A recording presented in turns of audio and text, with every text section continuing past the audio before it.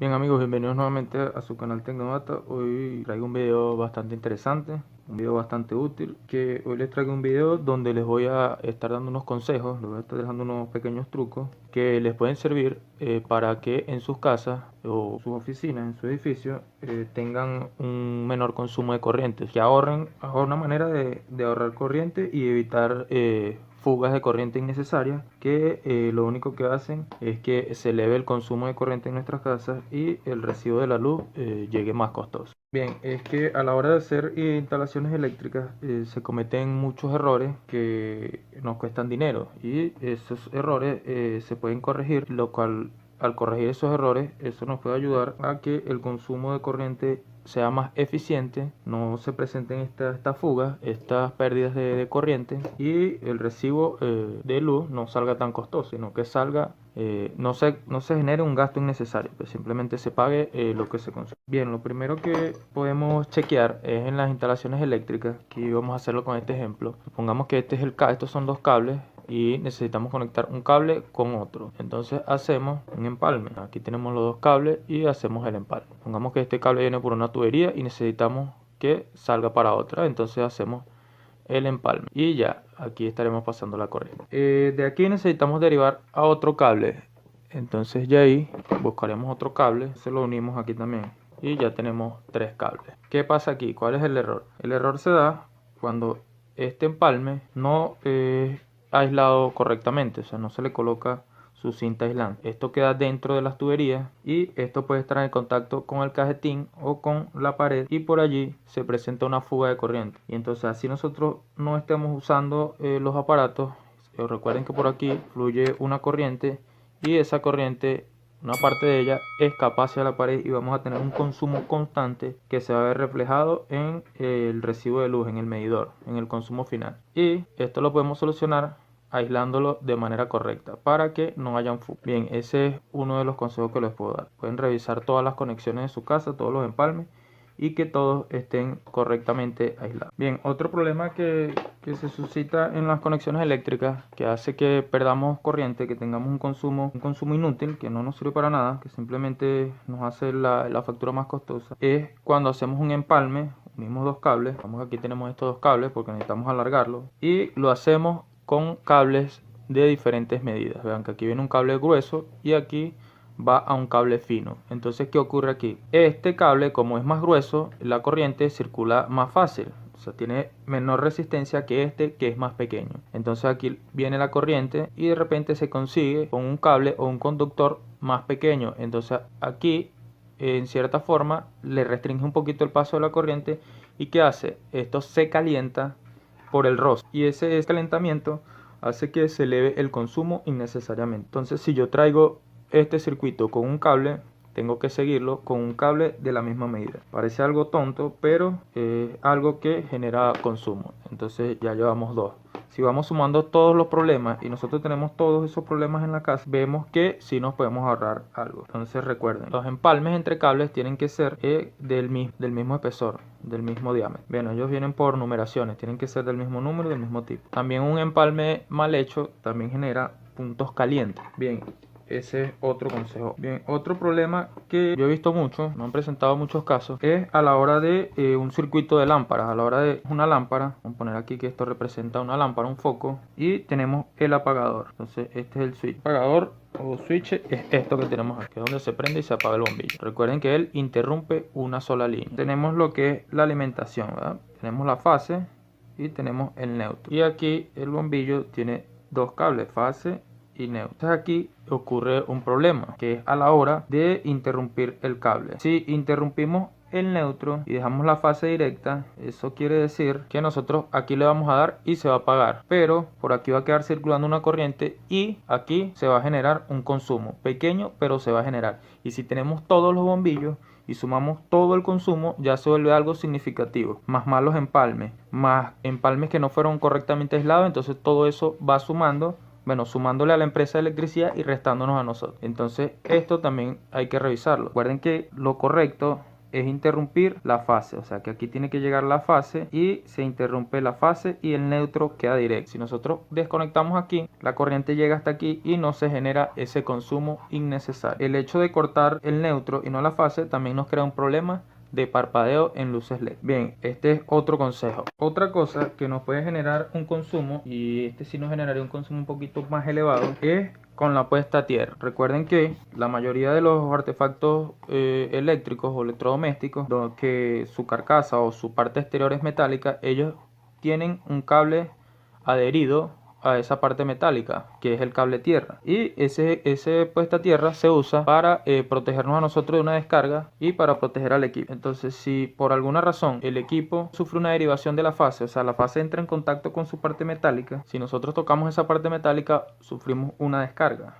Pero si tenemos puesta a tierra, esa fuga eléctrica, esa corriente, no se va por nosotros, sino que se va por el cable, ya que tiene menor resistencia, mejor conductividad, y entonces se va por ahí. Vamos aquí a dibujar un ejemplo. Pongamos una nevera pequeña, una nevera convencional, y tenemos el cable en la parte metálica puesta a tierra. Aquí tenemos los dos cables que van al motor, es el motor. Si por alguna razón el cable de la fase entra en contacto por aquí porque el motor se aterrizó, se fue a tierra, dejó fugar la corriente y entró, energizó la parte metálica, entonces prácticamente la fase se estaría uniendo con la armazón metálica de la nevera, y si nosotros la tocamos recibimos una descarga, y esa descarga también es un consumo. Pero como le tenemos una puesta a tierra, esa corriente que circula por la carcasa no se va por nosotros, sino que se va por el cable tierra, y entonces aquí siempre habría un consumo. Esto puede ocurrir con cualquier artefacto, puede ser una lavadora, puede ser un microondas, puede ser una licuadora, y así nosotros no lo estemos usando, igual esto nos va a generar un consumo porque la corriente se está yendo a tierra, está yendo por la tierra y está cerrando el circuito. Si no contamos con un diferencial que nos interrumpa ese consumo, estaríamos perdiendo mucha corriente por aquí, y eso también es un problema, ya que esa corriente se va sumando, el medidor la va contando.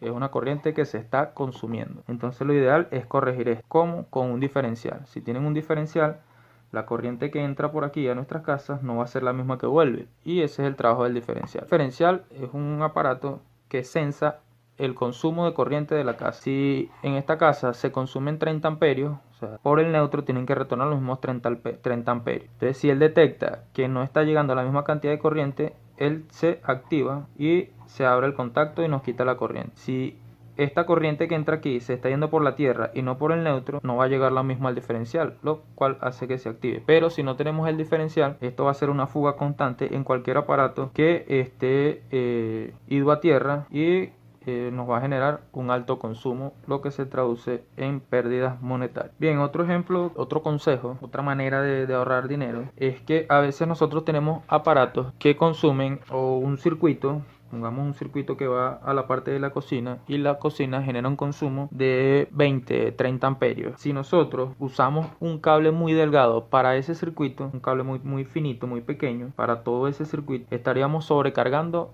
ese cable por donde pasa esa corriente que alimenta la cocina. Entonces, ¿qué genera? Es que el cable se calienta el cable, se calientan los enchufes, y como les dije antes, cuando se calientan se eleva el consumo de corriente, y entonces, no obstante a que la cocina esté consumiendo, el hecho de que se calienten las conexiones y se calienten los cables va a hacer que se consuma mucho más. Entonces, un consejo es que, dependiendo del consumo, hagan un estudio de cargas, o sea, un cálculo de cuánto se consume en ese circuito, esa cocina, cuántos amperios consume, cuánta corriente consume, y en base a eso es que ustedes van a usar el cable, ya que el cable viene fabricado de diferentes tamaños y cada tamaño tiene un consumo. O sea, viene para trabajar con un consumo, y aquí les voy a estar dejando una tabla para que más o menos vean qué amperaje aguanta o con qué amperaje trabaja bien cada cable. En el anterior video, donde les dije, se los voy a estar dejando por aquí, trata sobre eso, cómo calcular en consumo, y dependiendo de ese consumo, qué cable debemos usar. Bien, si usamos el cable incorrecto, va a hacer que se caliente y ese circuito nos va a consumir más de lo que debería. Usando un cable correcto, también nos vamos a ahorrar en la factura de luz.